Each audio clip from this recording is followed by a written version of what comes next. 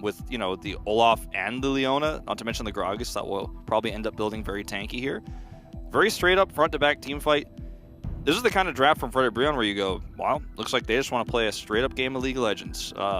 No strings attached. Just want to try to... Peanut, this is here. Really crazy fight over this Scuttle Crab at this point in time. It's level 6 to 5 in terms of the junglers.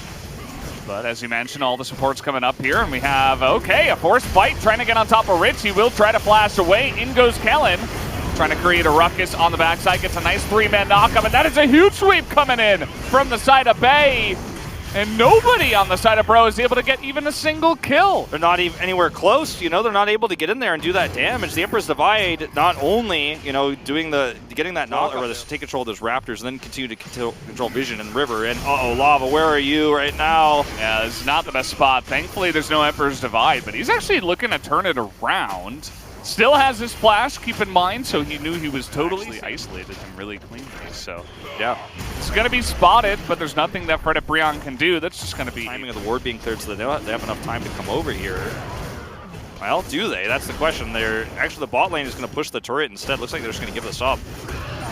Kellen and Duckdom just decided to not contest the Drake, which they did not, because, as you mentioned, Peanut wasn't close enough, but it's been simple otherwise. Here we go. All right, looking for the proactive play this time around. He flashes over the choppers. Kellen's actually taking a lot of damage from that turret. It takes them so long to kill that guy. And at the end of the day, Hoya tries to be the savior, but actually he just gives another kill to Duckdom. And that will be a successful dive here to Nongshim. Duckdom with both the summoners available. Bay is also a fine laner. You know, we criticize Bay a lot. I think his laning phase is generally pretty decent. It's his teleport timings and his macro awareness. Sometimes that's the issue. But in this game, downs this season. Yeah. Second Rift Herald is coming on in here. Peanut's going to plop that one down. They can use that to go ahead and take the Infernal Drake for free. And when you have Jinx and Azir, even with one Infernal Drake, you're loving your life at even 25 minutes, all of that percent. Yeah. And at this point, there's not really much that Bro can do to stop this, just because, you know, they're pretty pushed in the bottom lane, in the mid lane as well. So you have no prio over this objective, and that one will go over to Nongshim. Not to mention all these wards. And the whole map is really starting to be opened up here for Nongshim, which is when Aatrox is actually going to be added to make that actually work. Look at how far behind he is. He's level 10. He's just getting chipped away so much early on in this fight. Peanut can potentially just come on in here and steal it. He's got the much better smite. We'll see if he can get it done as, yep, it's just going to go straight into the pockets of him as a big sweep comes in. Finds Henna in the front line, but Bay is immediately going to go down. Maybe he went a little bit too deep himself as Delight survives for an incredibly long amount of time. But it just feels like Nongshim may be a little bit too far ahead for Bro to handle them in this team fight. And so, while it looked a little bit dicey. Very, very well. He's got his Sterak's up now, so he's very difficult to kill in those extended skirmishes. Okay, Fredit BRION really trying to push the issue onto this mid lane turret. Even going to use a teleport to make sure that they pick. I want to take back what I said earlier when I said this draft makes me feel like they don't think they can just play a straight-up game, because the way they've played this comp could not be more straightforward. Yep, pretty much, as Kellen is going to have to go unbreakable. Ult for an ult here. Yeah. Ragnar comes in. Rich has got a really nice flank angle, actually. They're looking to turn onto him, but he's so tanky at this point in time that they really just don't have the damage, and Hoya wasn't even here. That's just going to be 2 free kills now for Nongshim, as that should be Baron as well. Yeah, definitely going to be Baron here. Rich doesn't have to teleport. It's just a really nice flank. Hoya didn't have teleport, so it took him a lot longer, because he had to clean up that bot lane before coming over. They also have that control ward next to the wolf pit, so I think that's where they spotted how far away Hoya was. And they just know this is a fight where Rich can flank without being under any threats, and his Sterak's is going to give him so much kill. Very safe, and by the time the cask is there, it's too late. Seems like there was some fighting here as we were in the replay that you can trust to get really fed, right? Yeah. You're never going to feel bad about getting Duckdom fed. And he can make the flashy outplays as well. So definitely part of the reason why we rate this guy so highly. Yeah, I mean, it's crazy that Duckdom is not getting the recognition he deserves, I feel. I mean, I think part of that is because Nongshim is a 6-11 team in the LCK, but Duckdom is an individual player. I mean, I think he can go with the best of the AD carries. I personally think he's like top 3 in terms of his laning, but mechanically he's very good. Kellen going in. Yeah, here we go. The Ragnarok is popped as Rich.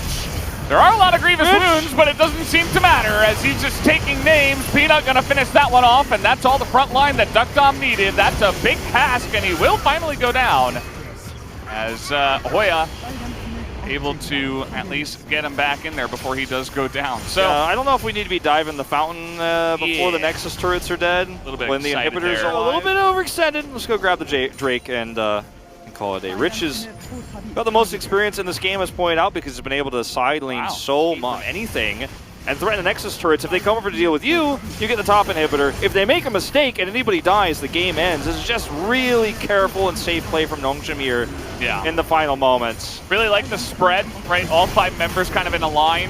They send Duckdom up to the top side. They can use his range to take out those last remaining buildings. That is a massive engage from Kellen. Should be the nail in the coffin as they take down that Olaf. Henna is the one guy that can maybe get this one going. Lava's still alive as well up there on the top side, but the engage is just too good. The Tristana is going to die, and that is going to be the end of game number 1. Nongshim, a very straightforward, clean game. As you can tell, they really want to hold on tight to that last playoff spot. Very impressive. Very impressive plays here from Nongshim. In this really, I think the Kai'Sa pick is still very strong here. It's going to be good with the Gragas.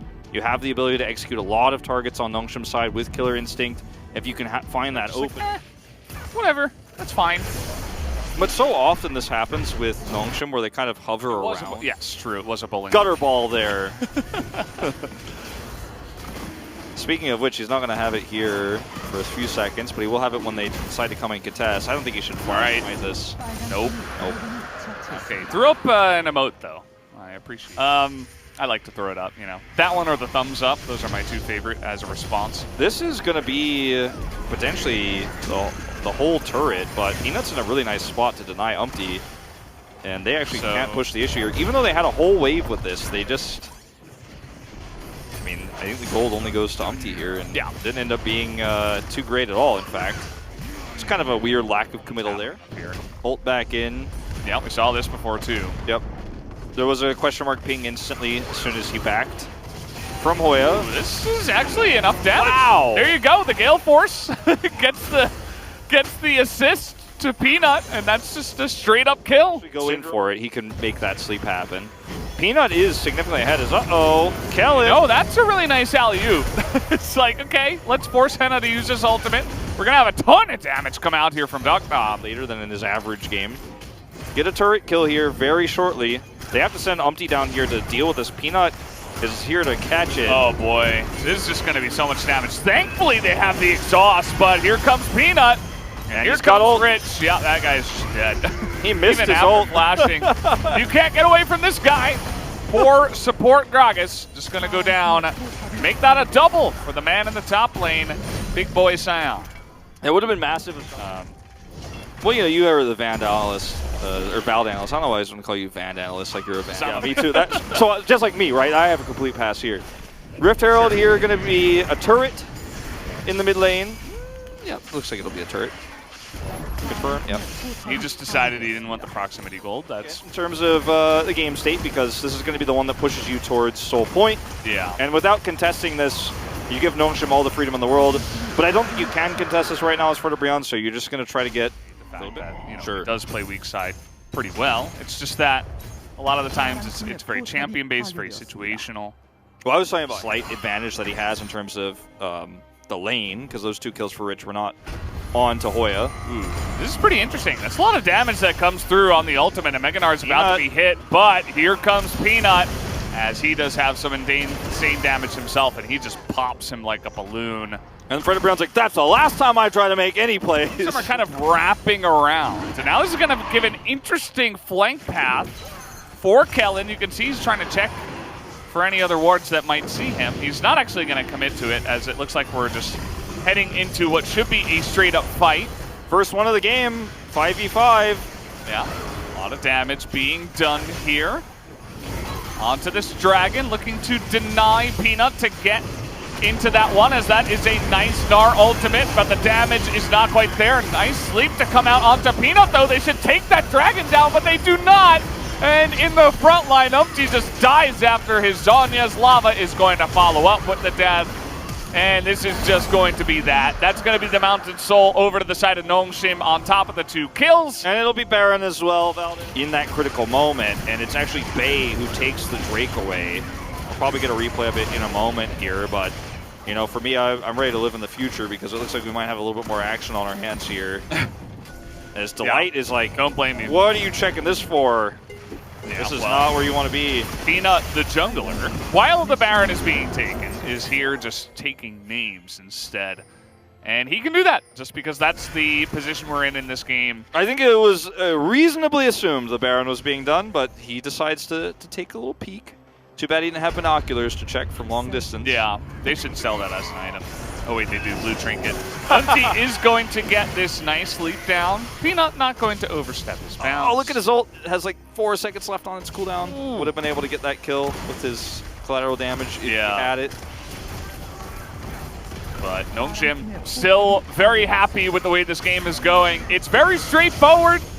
It's clean. There's not a ton of action, but it gets the job done, you know, and that's all that Nongshim really care about here. They're playing clean League of Legends. As Peanut is on the hunt. Yeah, no Zonias here. Peanut does have collateral damage. Oh boy. There it is. He's literally hunting deer. I mean, he had I think 5 Seraphine bans today. Yes, we did. Very nicely done, teams today.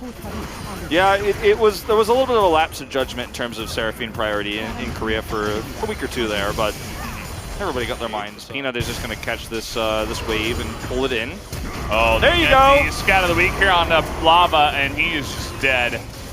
And that's been many times now in this game that Bay has took his life down. And, well, just going to push all the inhibitors here. Potentially get the tutorial victory. Nice play, actually, from Delight. Is going to take down Bay. It almost feels like he's accelerating the doom of Bro in this game as tons of damage comes out from this Graves. As you mentioned, always a treat to watch his Graves, as Duck Dom is going to take down the remaining members here. Peanut desperately trying to take the kill away. Who's going to get it? Who's going to get it? It's Duck Dom. He picks it up. Triple kill for them, and we have our 6th place team in the playoffs. It will be Nongshim Redforce as they take down the 2-0 here tonight against Fredit BRION and secure their spot in the LCK Spring Playoffs. Was without excitement. It was a very straightforward series. You know, there was no one holding their breath, I think, across this. If you were